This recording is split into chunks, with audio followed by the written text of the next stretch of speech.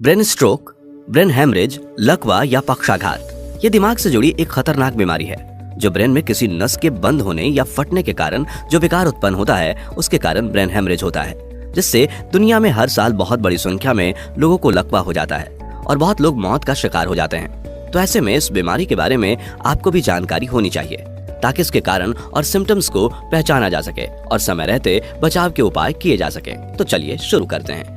यदि सबसे पहले इसकी गंभीरता की बात करें तो विश्व में हर एक अल्टरनेट सेकंड में किसी न किसी को स्ट्रोक होता है और हर 6 सेकंड में स्ट्रोक की वजह से किसी न किसी की मौत हो जाती है। अकेले भारत की बात करें तो रोजाना 3 से 4 हजार लोगों को स्ट्रोक होता है। स्ट्रोक विश्व में मृत्यु का दूसरा सबसे बड़ा कारण है। पहले ऐसा माना जाता था कि स्ट्रोक लगभग 60 साल की उम्र के बाद होता था, लेकिन आजकल वास्तव में 20 से 25% युवाओं में यह देखा जा रहा है जिनकी उम्र 45 साल से कम होती है। इससे ये लगता है कि इंडिया जैसी कंट्री में जहां पॉपुलेशन सबसे ज्यादा है वहां पर आने वाले समय में ज्यादातर स्ट्रोक के मरीज इंडिया में होंगे, जिसके परिणाम काफी गंभीर हो सकते हैं यदि समय पर हमें इसके बारे में जागरूकता न रही तो। जानते हैं कि ब्रेन हेमरेज क्या होता है।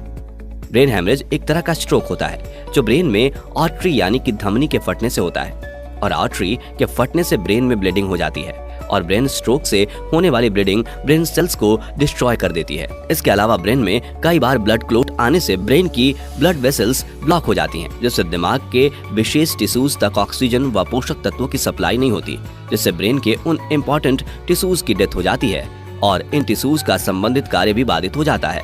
ब्रेन हेमरेज होने के काफी सारे कारण हो सकते हैं, लेकिन इनमें मुख्य कारण हाई ब्लड प्रेशर और हाई ब्लड शुगर होता है। चाहे हम हाई ब्लड प्रेशर को एक नॉर्मल हेल्थ प्रॉब्लम समझते हैं, लेकिन छोटी सी दिखाई देने वाली ये प्रॉब्लम ब्रेन हेमरेज का मुख्य कारण बनती है, क्योंकि हाई बीपी लंबे टाइम तक रहती है, जिससे यह ब्रेन की ब्लड वेसल्स को कमजोर बना देती है, जिस कारण से ब्लड वेसल्स फटने के चांसेस बढ़ जाते हैं। ऐसे में हाई बीपी के पेशेंट को हमेशा ब्रेन हेमरेज का खतरा बना रहता है। इसके साथ ब्रेन ट्यूमर भी कई बार ब्रेन हेमरेज का कारण बन जाता है। ब्रेन ट्यूमर में अनियंत्रित सेल्स का संग्रह होता है, जिससे ब्रेन के उस भाग पर दबाव बनता है और ब्लड सप्लाई में रुकावट पैदा हो जाती है। कई बार सिर में अचानक तेज और गहरी चोट लगना भी ब्रेन हेमरेज का कारण बनता है। गहरी चोट से ब्रेन के टिश्यूज की अचानक डेथ हो जाती है। अब हम ब्रेन हेमरेज के सिम्टम्स यानी कि लक्षण के बारे में बात करते हैं। ब्रेन हेमरेज के सिम्टम्स क्या होंगे ये इस पर डिपेंड करता है कि ब्लीडिंग ब्रेन के किस हिस्से में हुई है और कितनी ज्यादा हुई है और उसने कितने टिश्यूज को खत्म कर दिया है। ब्रेन हेमरेज के नॉर्मली लक्षणों में आईसाइट में बदलाव होना, लिखने पढ़ने में प्रॉब्लम होना यह हमको शुरुआत में महसूस हो सकता है। इसके साथ ही सिर में अचानक तेज दर्द होना, सुस्ती, मुंह से कुछ भी निगलने में प्रॉब्लम होना, बोलने और समझने में परेशानी महसूस होना, बॉडी का कोई पार्ट सुन्न हो जाना, बॉडी पार्ट्स में कोऑर्डिनेशन ना रहना, सिर चकराना जिससे खड़े होने और बैठने में दिक्कत होना, यह सब सिम्टम्स ब्रेन हेमरेज की स्थिति में होते हैं। दोस्तों, ब्रेन स्ट्रोक को समझने के लिए एक कॉमन कीवर्ड फास्ट काम में ली जाती है, जिसमें F से बनता है फेस। स्ट्रोक से पेशेंट के फेस की एक स्लाइड ड्रॉप हो जाती है, जहां ड्रॉप का मतलब नीचे की तरफ झुक जाना है। ऐसे पेशेंट स्माइल नहीं कर सकते और ना ही फेस को हिला सकते हैं। A का मतलब है आर्म। इससे पेशेंट के एक हाथ और पैर में वीकनेस आ जाती है, जिससे वो आर्म्स को ऊपर नीचे नहीं कर सकता। और यहाँ S से बनता है स्पीच। ऐसे पेशेंट प्रॉपरली बोल नहीं पाते या तुतलाते हैं। T का मतलब टाइम से है, यानी ब्रेन स्ट्रोक के ट्रीटमेंट में टाइम का बहुत बड़ा रोल होता है। स्ट्रोक के बाद एवरी सेकंड ब्रेन में सेल्स की डेथ होना स्टार्ट हो जाती है, तो जितनी जल्दी ट्रीटमेंट स्टार्ट होगा उतना ही मरीज कम डिफेक्टिव होगा। यानी हम इसको इस तरह से भी समझ सकते हैं कि जैसे कहीं पर आग लगने पर उस आग को जितना लेट बुझाएंगे उतना ही ज्यादा नुकसान हो जाएगा।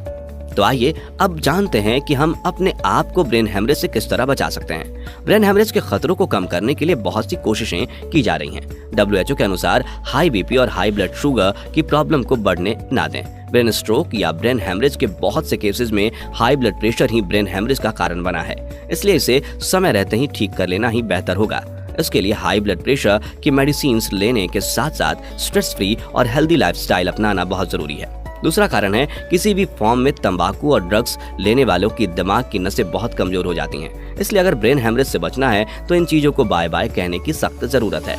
तीसरा बड़ा कारण है लाइफस्टाइल, यानी आपकी दिनचर्या कैसी है। आजकल कहते हैं कि sitting is a new smoking, यानी जो लोग एक्सरसाइज नहीं करते और एक ही जगह बैठे रहने का काम करते हैं वो स्मोकिंग जैसे रिस्क फैक्टर को पाल रहे हैं। चौथा कारण खान पान भी है, जैसे फास्ट फूड, जंक फूड, अधिक फैट और कोलेस्ट्रॉल युक्त भोजन से हेल्थ खराब होता है, जिससे ब्रेन स्ट्रोक को बढ़ावा मिलता है। पांचवा कारण सिर पर अचानक लगने वाली चोट। इससे आप निश्चित रूप से तो नहीं बच सकते, लेकिन अपने सिर का ख्याल रखकर इस खतरे को कम कर सकते हैं। जैसे 2 व्हीलर पर हेलमेट लगाने की आदत डालकर होने वाले एक्सीडेंट में सिर की चोट से बचा जा सकता है। फ्रेंड्स, इन सब फैक्टर को अपनाकर 70 से 80% ब्रेन स्ट्रोक के खतरों को कम कर सकते हैं। अब आपको ब्रेन स्ट्रोक के डायग्नोसिस के बारे में पूरी जानकारी देते हैं। ब्रेन स्ट्रोक के जिन लक्षणों की हमने बात की है, उनमें से कई लक्षण दिखने पर डॉक्टर ब्रेन स्ट्रोक का डायग्नोसिस करवाते हैं, क्योंकि इसका पता बाहर से शरीर को देख करके तो बिल्कुल भी नहीं लगाया जा सकता। डॉक्टर के द्वारा रेडियोलॉजी करवाई जाती है, जिसमें MRI और CT स्कैन जैसे टेस्ट होते हैं, जिससे पता चलता है कि अगर ब्रेन हेमरेज है तो ब्रेन के किस हिस्से में ब्लीडिंग हुई है